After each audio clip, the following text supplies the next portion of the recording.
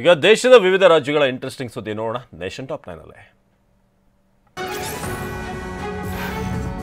ಕೃಷ್ಣನ ಜನ್ಮಸ್ಥಳದಲ್ಲಿ ಭವ್ಯ ಮಂದಿರ ನಿರ್ಮಾಣವಾಗುವವರೆಗೆ ನಾನು ಇವತ್ತಿನಿಂದ ದಿನಕ್ಕೆ ಒಮ್ಮೆ ಮಾತ್ರ ಆಹಾರ ಸೇವಿಸುತ್ತೇನೆ ಅಂತ ರಾಜಸ್ಥಾನದ ಬಿಜೆಪಿ ಸಚಿವ ದಿಲಾವರ್ ಘೋಷಣೆ ಮಾಡಿದ್ದಾರೆ. ಜಮ್ಮು ಕಾಶ್ಮೀರಕ್ಕೆ ನೀಡಲಾಗಿದ್ದ ವಿಶೇಷ ಕಾಯ್ದೆ ರದ್ದು ಮಾಡುವವರೆಗೆ ಹಾಸಿಗೆ ಮೇಲೆ ಮಲಗಲ್ಲ ಅಂತ 1990ರಲ್ಲಿ ಪ್ರತಿಜ್ಞೆ ಮಾಡಿದ್ರು. ಅವತ್ತಿನಿಂದ ಅವರು ಚಾಪೆ ಮೇಲೆ ಮಲಗ್ತಾ ಇದ್ರು ಅಂತ ಈ ಹಿಂದೆ ಸಾಕಷ್ಟು ಸುದ್ದಿಯಾಗಿತ್ತು.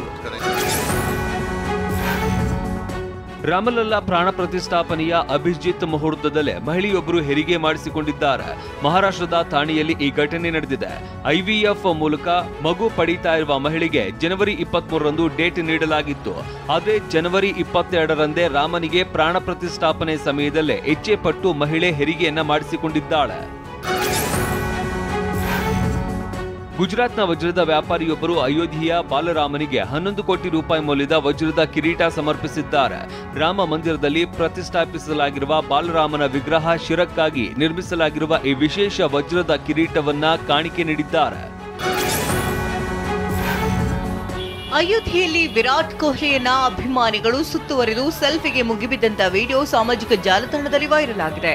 ಅಸಲಿಗೆ ಅಯೋಧ್ಯೆಯ ಬೀದಿಗೆ ಎಂಟ್ರಿ ಕೊಟ್ಟಿದ್ದವರು ನಿಜವಾದ ವಿರಾಟ್ ಕೊಹ್ಲಿ ಅಲ್ಲ, ನೋಡೋಕೆ ಥೇಟ್ ವಿರಾಟ್ ಕೊಹ್ಲಿ ರೀತಿಯೇ ಇದ್ದಂತ ಯುವಕ. ಈತನನ್ನ ನೋಡಿದಂತ ಜನ ಆರಂಭದಲ್ಲಿ ನಿಜವಾಗ್ಲೂ ವಿರಾಟ್ ಕೊಹ್ಲಿಯೇ ಬಂದಿದ್ದಾರೆ ಅಂದ್ಕೊಂಡು ಸೆಲ್ಫಿಗೆ ಮುಗಿಬಿದ್ದಿದ್ದಾರೆ.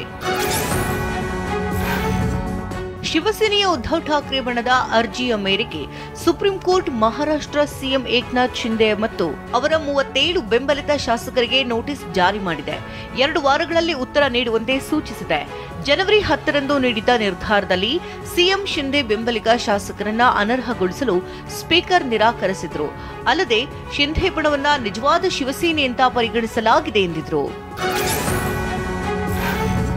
ಸೀಟು ಹಂಚಿಕೆ ವಿಚಾರದಲ್ಲಿ ಇಂಡಿಯಾ ಒಕ್ಕೂಟದ ವಿರುದ್ಧ ಆಕ್ಷೇಪ ವ್ಯಕ್ತಪಡಿಸ್ತಾ ಇರುವಂತಹ ಮಮತಾ ಬ್ಯಾನರ್ಜಿ ಇದೀಗ ಮತ್ತೊಮ್ಮೆ ಅತೃಪ್ತಿ ಹೊರಹಾಕಿದ್ದಾರೆ. ಇಂಡಿಯಾ ಒಕ್ಕೂಟದ ಅಜೆಂಡಾವನ್ನ ಎಡಪಕ್ಷಗಳು ಕಂಟ್ರೋಲ್ ಮಾಡಲು ಯತ್ನಿಸುತ್ತಿವೆ ಅಂತ ಕಿಡಿಕಾರಿದ್ದಾರೆ. ಇಂಡಿಯಾ ಒಕ್ಕೂಟದ ಸಭೆಯನ್ನ ಅಜೆಂಡಾವನ್ನ ಸಿಪಿಐಎಂ ನಿಯಂತ್ರಿಸಲು ಯತ್ನಿಸ್ತಾ ಇದ್ದು, ಇದನ್ನು ನಾವು ಒಪ್ಪೋದಿಲ್ಲ ಅಂತ ದೀದಿ ಹೇಳಿದ್ದಾರೆ.